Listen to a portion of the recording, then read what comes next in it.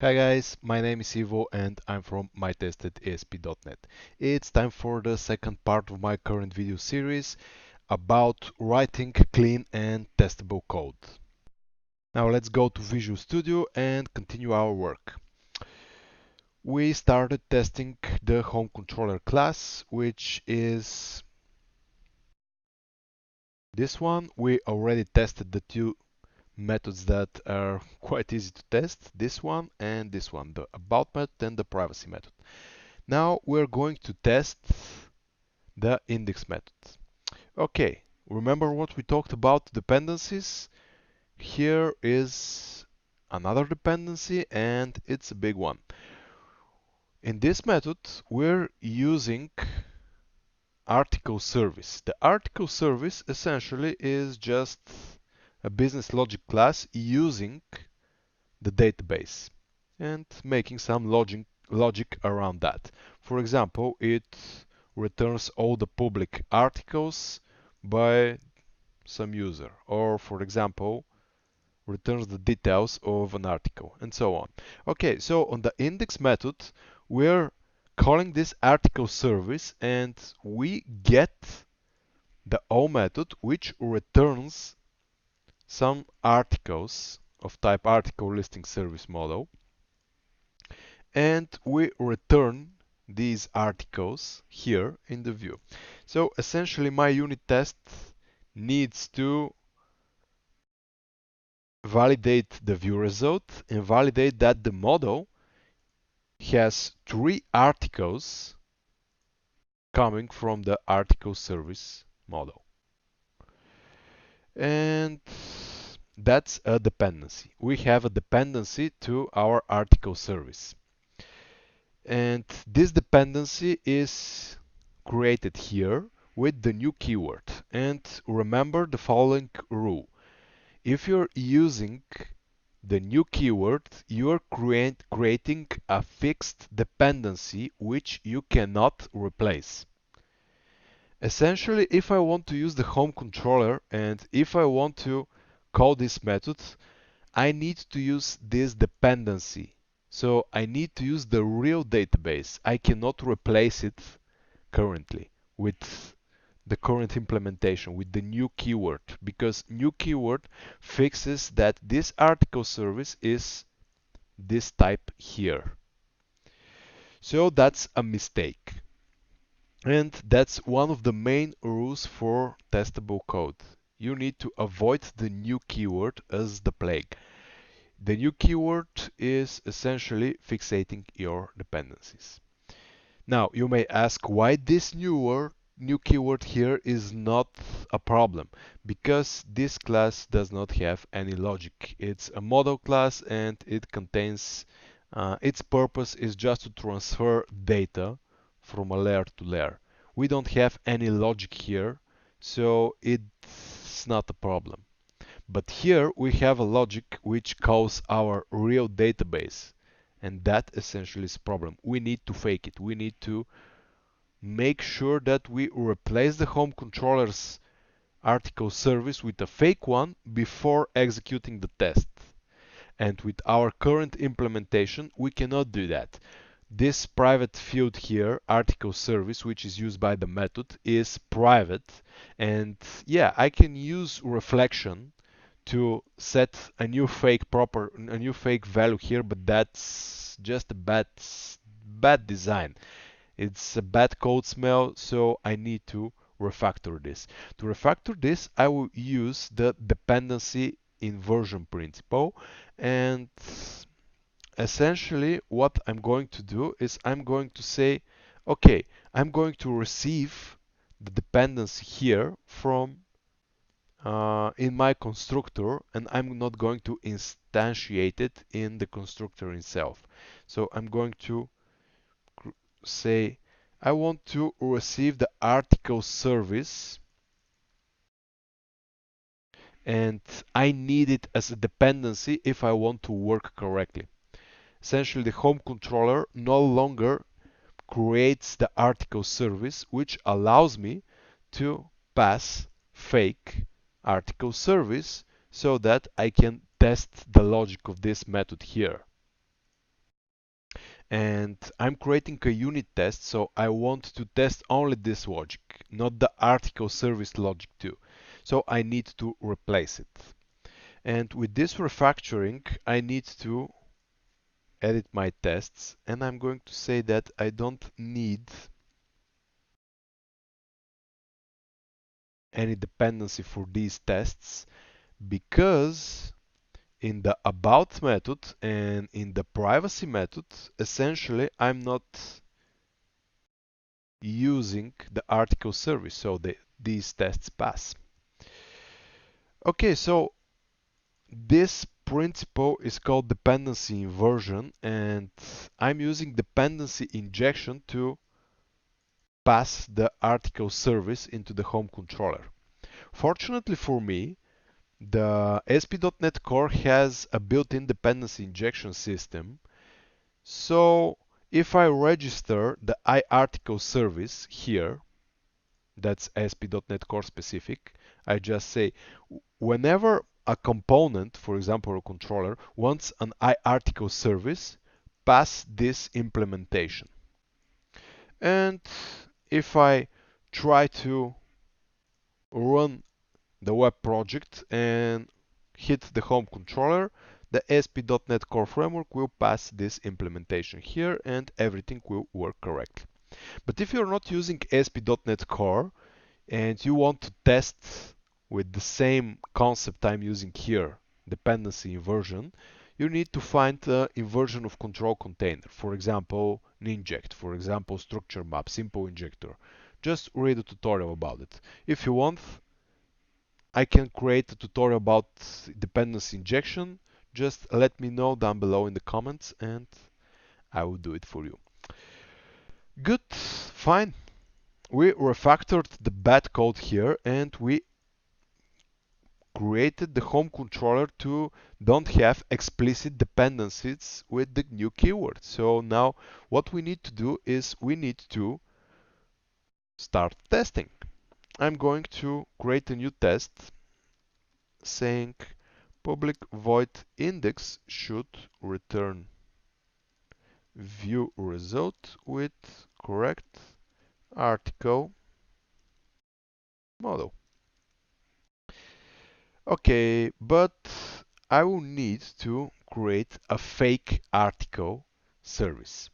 I can use fakes, stubs, mocks, any kind of faking technology, in quotes.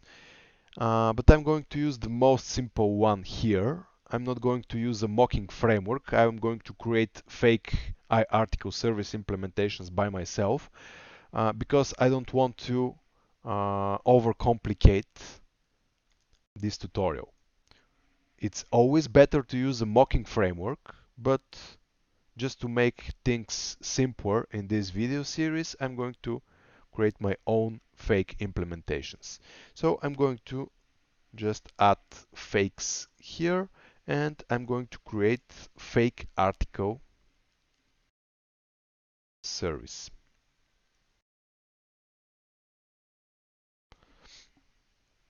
If you are not familiar with mocking, I may create a mocking tutorial too. Let me know down below in the comments, guys. Okay, so I created fake article service. How to use dependency injection and dependency inversion properly. Always use abstractions. Always use abstract classes or interfaces. Because if I say that I am expecting article service like this here, I can no longer replace it. I will not be able to go to the tests and say arrange var home controller equals new home controller and pass the fake article service here because the fake article service cannot be passed as the normal article service. So don't use concrete types, use abstractions. That's another important rule when you're creating testable and clean code design because abstractions can be easily replaced. So this is a mistake right here, and I need to change it to iArticle service. iArticle service is an interface which covers all the logic which is in the article service. So essentially, I'm using abstraction, and I can just say that my fake article service is iArticle service, and I'm going to make that work for me. So if I say your fake article service is this iArticle service here, it will start working. So essentially, I'm creating fake article service by using the abstraction here. Okay, the next part is to provide some fake data. I'm calling the O method here with page 3. Okay, so the O method in my fake article service will just return a new list. Oh, that's an async method. Okay, so I'm going to write down await new list of I of article listing service model like this. And since I cannot await the list, I'm going to fake a task and say task from result, and I'm going to pass the new list. If you didn't know how to fake an async code, this is the way. If you have a strict task asynchronous code and you just want to return some data which does not have any uh, async await related stuff, you may just say return that. Cool. And it will start working for you. And now what I need to do is I need to provide some article listing service models, and I'm not going to pass all the data here because I'm going to just validate that the action is returning 3 articles, and that's it. That's pretty much it. I don't need to validate any other logic because the logic in this method is just that, the view result with 3 articles. That's it. We don't care what kind of articles, so I'm going to say task from result. Let me split it like this.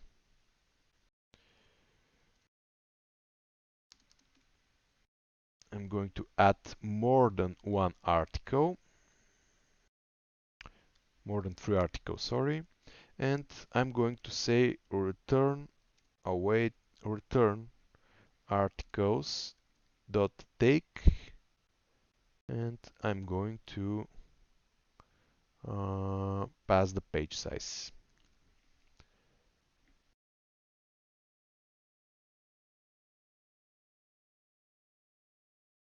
like this. Okay, cool. I faked the article service, so now I can act and I can say var result equals home controller dot index like this, and then I need to assert the result. First, I need to assert that the result is view result type. Then I need to assert that the result. Oh, but this actually is an awaitable action. So I need to make my unit tests awaitable too. Fortunately, xUnit supports that, so what I need to do is just create the test async. The return type should be task, and I need to await the result here. Okay, let's see whether everything works correctly for now. In the meantime, I'm going to show you guys where you can find this source code I'm currently writing. All my source code from all my videos is available in my GitHub in Ivailo Kenov. You may follow me if you like. On repositories, you write TV here, and that's the repository which essentially contains all the source code from all my videos in my channel. And I'm going to use this moment to thank my sponsors: Bellatrix, Resharper, Softuni, SmartIT, NobleHire, and 1-Bit Software. Thank you guys, you truly rock. And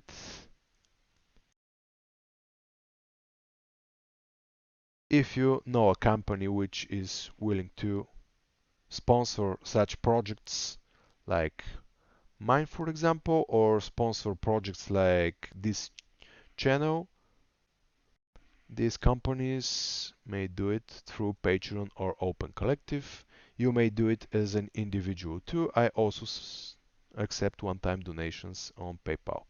Thank you guys for the attention. Now let's continue to Visual Studio.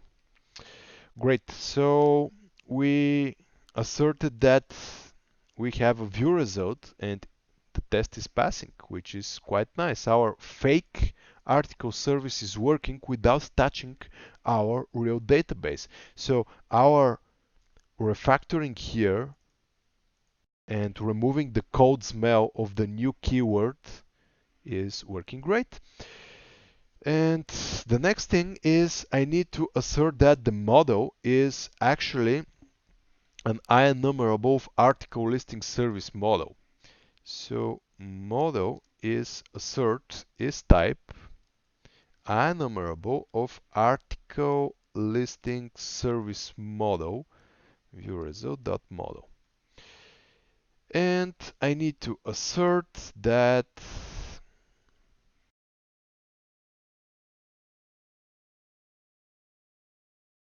the model has 3 articles. And with this, we will have a finished unit test. Let's see it. It fails. Let's see why it fails. We have enumerable plus list partition of article. So we expect an enumerable and it's not, yeah.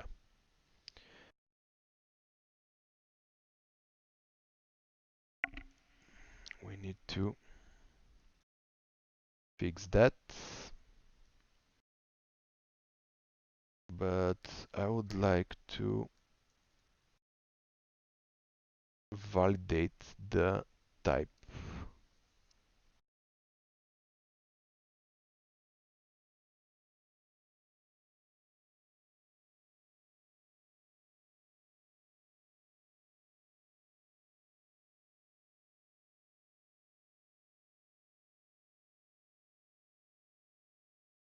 Yeah, I will need is assignable from, like this.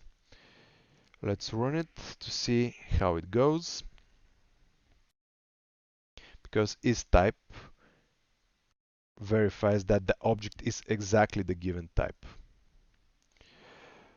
Okay, I made a mistake because different testing frameworks, xUnit, NUnit, MUnit, have different assertion mechanism, and that's why I got confused. But anyway, we find the problem, and currently the test is running fine. So cool job, guys. We did it. We may also turn on run tests in parallel, which will improve our test execution because xUnit essentially supports that. Great. Okay, in this video you learned one of the rules for testable design, and that's do not use the new keyword directly. Do not do that. especially for logic-related classes like this one here. Here it's fine because that's a data transfer model. We don't care about faking it, but we care about faking the article service model. So instead of using the new keyword, pass everything in the constructor of the class. Just pass it through the constructor and then fake it as you wish. And with this small refactoring, we made this method pass and made it testable. If you are not familiar with dependency injection, you need to just read about it and know how to introduce it in your framework. That's it for now, guys. I'll see you in the next video, in which we're going to cover other types of dependencies, like for example the static classes.